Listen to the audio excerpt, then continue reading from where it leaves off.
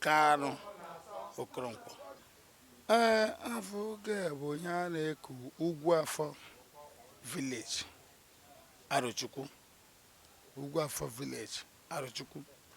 Ugwuavo village is one of the 19 villages in Arochukwu kingdom. And ebe anyị nọ taa wee ebe a na-eku n'ime Ugwuavo ndị Abịara kindred. And even in the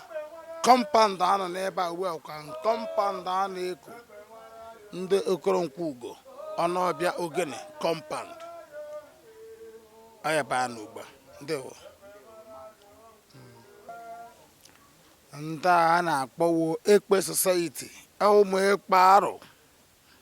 Buku me Ugwuavo Ekpe Wagin Kewa Ekpe Society Jikataron. Arochukwu kingdom. Ihe ọ na ịchọrọ ime me na akwa nna gị me na-eme ihe ọ na ịchọrọ ime ọ dị kwem. Ị ga-ekwu ụmụ ekpe arụ. Ekpe ga-abịarịrị. Taa ka ọgbọgo Ugwuavo mere Mgbachi Mgbala. 9th of September 2024.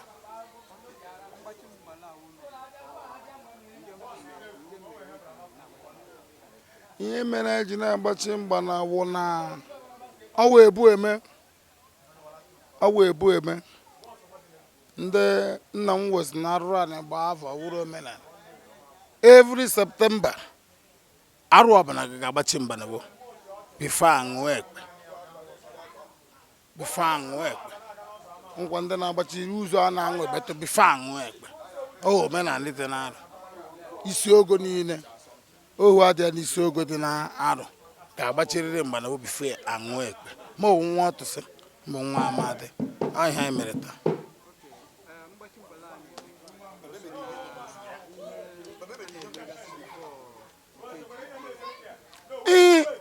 O so n'otu ihe isi oge ọbụla gị ga-eme before mgbe ọbụla ị nọ na-arụ agbape na-awada ihe na-aso na ụmụ arụ ịgbachi isi Mgbala wo isi Mgbala wo nsonso esoro nsonso na omenala arụ ndị ọrụ.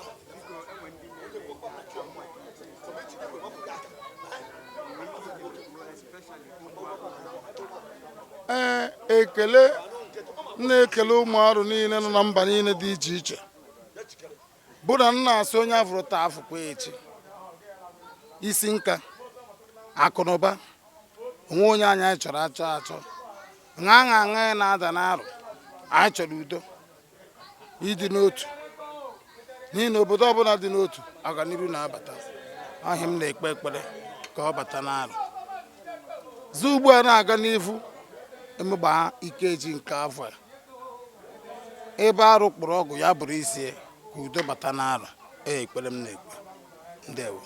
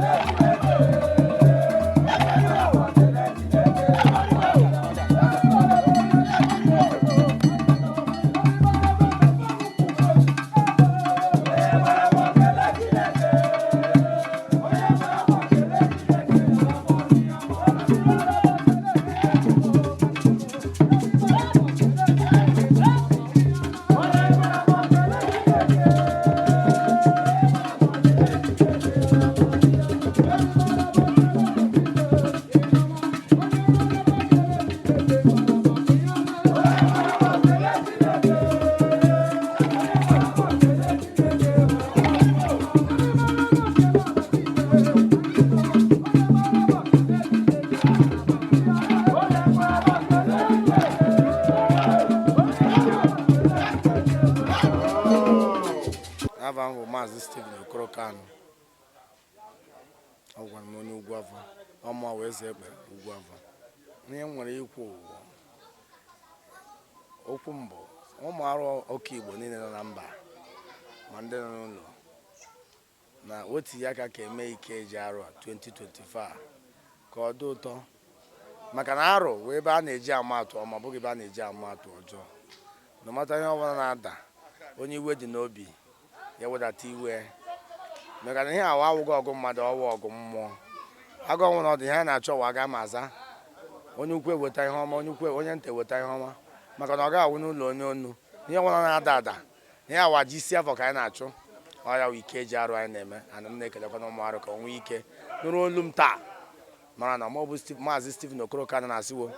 na otu ya aka ka afọ na mmemme Ikeji arụ a na o guzoro kwem na ọnwụ ihe ga-ejiwe ọgba aghara wee mee ndewo